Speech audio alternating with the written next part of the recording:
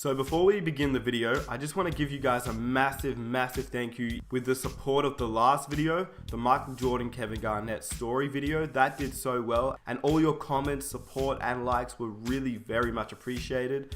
This video is the same video, but this time we're looking at two Kobe Bryant stories. One that includes a trash talking story with Michael Jordan, and the other includes one with Reggie Miller.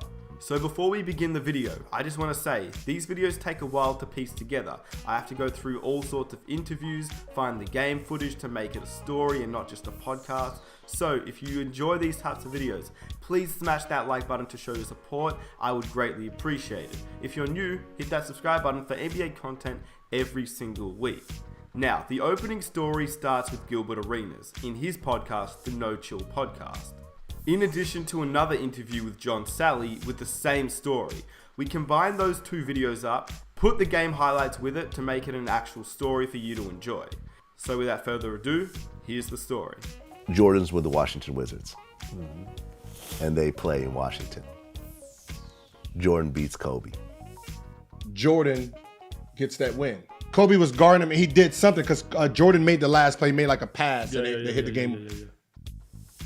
At the end of the game, he smacks Kobe on the butt and said, "You can put the shoes on, but you ain't gonna never feel them."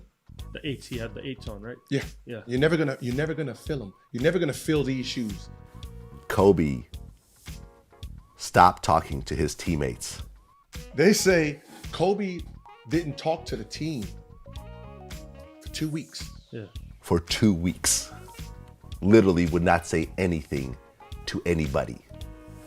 Like he just went silent. But he was on 1 million. And when they talked to Phil Jackson, the teammates were like, what's going on? What's going on? So they said, "Phil, what's up with Kobe? He mad at us?"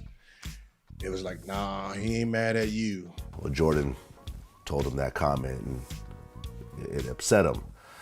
In Washington, it's like, "And what? 2 weeks ago?" He's like, "Yeah, he told him he can copy him all he wants and do all that, but he'll never fulfill those shoes." So they already knew what was coming. So then the Wizards came to Los Angeles to play. Hey, they was like, "Yeah, I feel sorry for next time we play Jordan." Kobe scored 42 points in the first half. Wearing that distinctive headband out to Kobe. 5 on the shot clock. Kobe looking in the corner, instead stops the baseline, squares up. 23 consecutive points scored by Kobe. 30 points in the game. That was a nice looking shot. Pull-up jump against Kwame Brown. Crossover. Pull-up jump shot. Good again. You better take a timeout. And scored 55 points in that game. They said they already knew Damn. what was about to happen against MJ when MJ came to LA. Wow. And they said, sure enough, Kobe went out and that motherfucker said, it wasn't. He didn't even have to tell the team. Once they heard They knew. what happened, is what Kobe decided to do. On Jordan. Which a lot of people don't say. He had 42 in the first half? Yeah. Gave him 55. Bro, you could see Mike's face in the end. Now that explains it. They said Mike with the towel. Yeah, but that's what I'm saying. It was what was told to him. Yeah. He's a psycho. That's what I said. He's a psycho. psycho. That's what was told to him. Now how crazy is that story? The master finally passing the torch to the student in his last ever matchup against Kobe Bryant. You can see the look on MJ's face after Kobe Bryant drops 55 on him, and I think at that point he knew Kobe Bryant was the new face of the NBA. Now this next story is a story about Reggie Miller and his time when he faced off against a young Kobe Bryant and then versed him later on in his career. So with that said, here's the Reggie Miller Kobe Bryant story. Do you remember the reality show, The Real World? Yes. That used to be on MTV? Yeah. Kobe was a rookie. Arn was my agent as well, and I was the elder statesman of the firm. And Arn called me up and was like, do you mind talking to this young kid and show him what the NBA is all about and how to conduct yourself? I'm like, okay, yeah, sure, I'll talk to this kid. We were set to play a game of basketball versus the real world cast. It was shot in Hollywood, And all I remember is Gail continuing to say to me, look, when you guys get there, you're going to get there before the cast of Real World. All Kobe wants to do is play you one-on-one. He just wants to play you one-on-one, one-on-one, one-on-one. I'm like, look, I'm 10 years in. This is 96, 97 year that summer. So he had 1 year in. So I'm 10 years in. I'm not going to play this young cat one-on-one.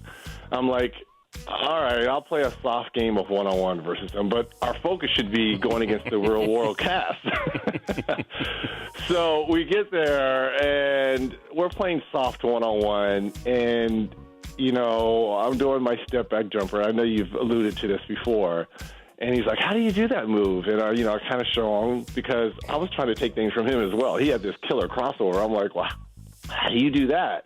So we're exchanging our go-to moves. Well, a conversation turned into text messages and phone calls every day. Because, like you said, he was gathering information. We reached the Bulls in the conference finals, and he was like, so what was it like going against Jordan? He wanted to be bigger than life.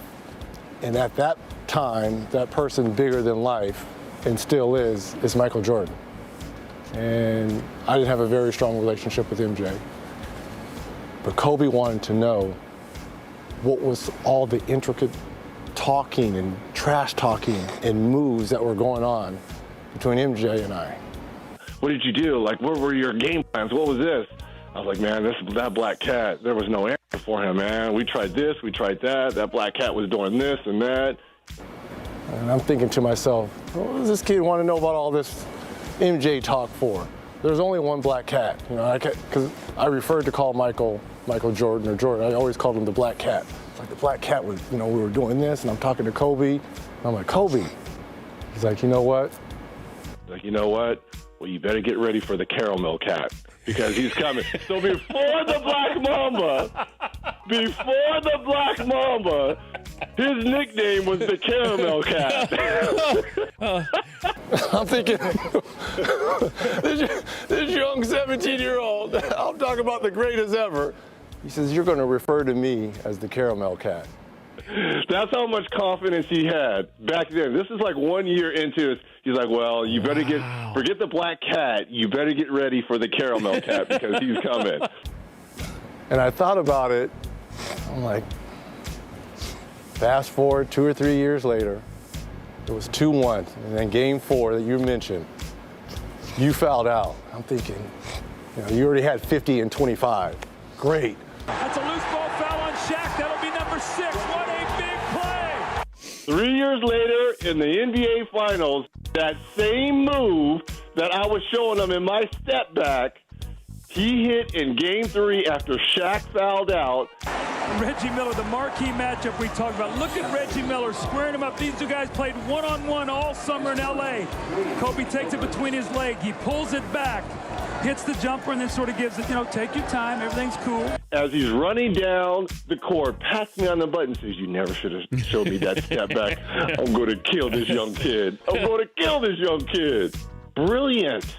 Now, going down the stretch, Shaq goes down, all of a sudden you step up. These are the kind of moments that you look for, aren't they?